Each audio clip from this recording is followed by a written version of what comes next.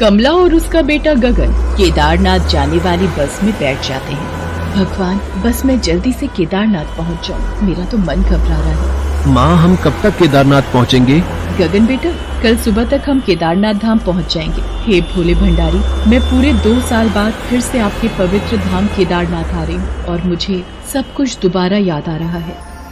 सुनिए, आज बड़ी जल्दी मंदिर के लिए तैयार हो गए। हाँ कमला, आज शिव मंदिर में किसी भक्त ने महापूजा करवानी है तो जल्दी पहुँचना है। पंडित शौर्यानंद काफी सालों से शिव मंदिर में पंडित का कार्यभार संभाल रहे थे। वह बहुत ही मेहनती और श्रद्धालु थे। शिव मंदिर में आए भक्तों के द्वारा दी गई सेवा, पूजा अर्चना को वो बहुत महत्व देते थे। सबसे विनम्रता से बात करना उनके स्वभाव में शामिल था। पंडित जी, आपने बहुत ही विधि विधान के साथ इस महापूजा को संपन्न किया है। यही आपकी खासियत है। आप जल्दी में कोई कार्य नहीं करते। इसी कारण तो मंदिर के ट्रस्टी श्री राम नारायण जी ने पंडित जी को इतने सालों से इस शिव मंदिर का कार्यभार सौंपा हुआ है। पंडित जी, ये आज का चढ़ावा जो मंदिर की थाली में एकत्र हुआ है। भुवन, ये सब दान पेटी में ही एकत्र कर दो और ये कुछ रुपए और हैं, ये भी वो सामने वाली दान पेटी में ही डाल दो। भुवन, ये आज गोपाल उदास क्यों बैठा है? क्या हुआ गोपाल, तुम उदास क्यों हो? बापूजी, बेटे का स्कूल में दाखिला करवाया था, 2000 रुपए कम पड़ रहे हैं। आपको पता है मेरी पत्नी सुमन के मियादी बुखार के इलाज में इस बार दवाई में ज्यादा रुपए खर्च हो गए। अब स्कूल के कैसे दूं, समझ में नहीं आ रहा। गोपाल, तू मुझे बापूजी बोलता है, फिर भी मुझे बताने में इतनी देर लगा दी। रुक, मैं अभी आता हूँ। ये ले पकड़, ये 2000 रुपए, और कुछ जरूरत हो तो बता देना। पर बाबूजी, ये तो आपकी तनख्वाह से थे, ये आपने। कोई बात नहीं गोपाल, मेरे से ज्यादा तुझे इन पैसों की जरूरत है। बापूजी, आप सचमुच बहुत दयालु हो, आपका बहुत बहुत शुक्रिया। पंडित जी के इसी स्वभाव के कारण मंदिर के सभी सेवक उनकी बहुत इज्जत करते थे। एक दिन राम नारायण जी दर्शनों के लिए मंदिर पहुँचे तो उन्होंने देखा।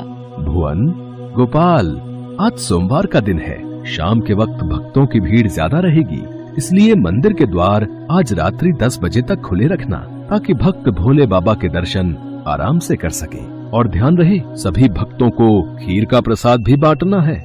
जो आज्ञा पंडित जी। पंडित जी, आप भक्तों के बारे में कितना सोचते हो? आपकी शिव भक्ति देखकर मुझे बड़ी प्रसन्नता होती है। ये तो मेरा अहोभाग्य है कि इस जन्म में मुझे भोलेनाथ की सेवा करने का सौभाग्य प्राप्त हुआ। अच्छा पंडित जी, आप तो भोले भंडारी के बहुत बड़े भक्त हो, आपकी भी तो उनके किसी एक पवित्र धाम जाने की इच्छा होती होगी। राम नारायण जी, मेरी इच्छा तो केवल यही है कि मैं भोलेनाथ के चरणों में अपना संपूर्ण जीवन समर्पित कर दूं।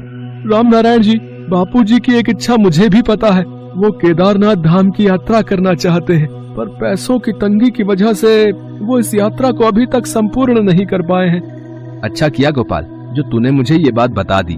पंडित जी के लिए केदारनाथ यात्रा जाने का सारा बंदोबस्त मैं जरूर करूंगा। उन्होंने भी इस मंदिर के लिए बहुत कुछ किया है, तो हमें भी उनके लिए कुछ करना चाहिए।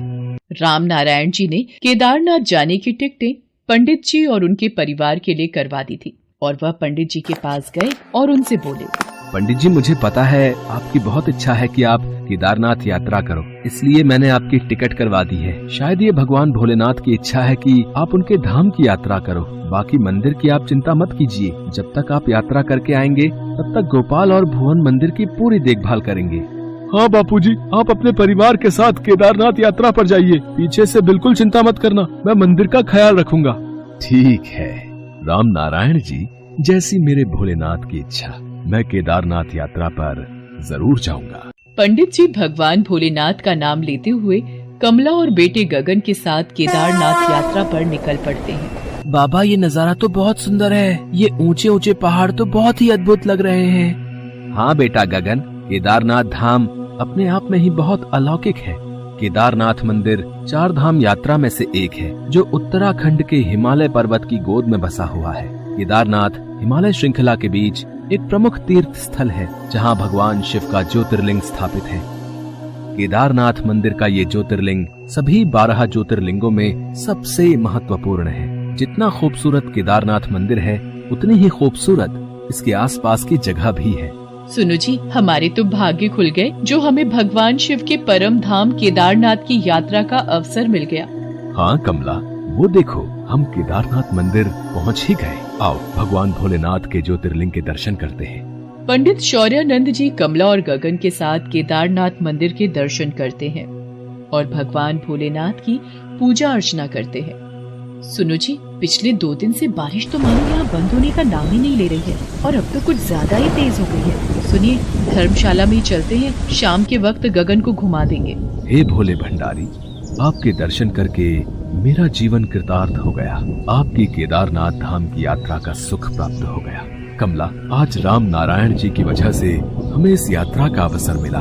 भोलेनाथ के दर्शन हो गए। बाबा चलो ना, कुछ देर हम इधर उधर घूमने चलते हैं। सुनो जी, पिछले 2 दिन से बारिश तो मानो यहाँ बंद होने का नाम ही नहीं ले रही है और अब तो कुछ ज्यादा ही तेज हो गई है। सुनिए, धर्मशाला में ही चलते हैं, शाम के वक्त गगन को घुमा देंगे।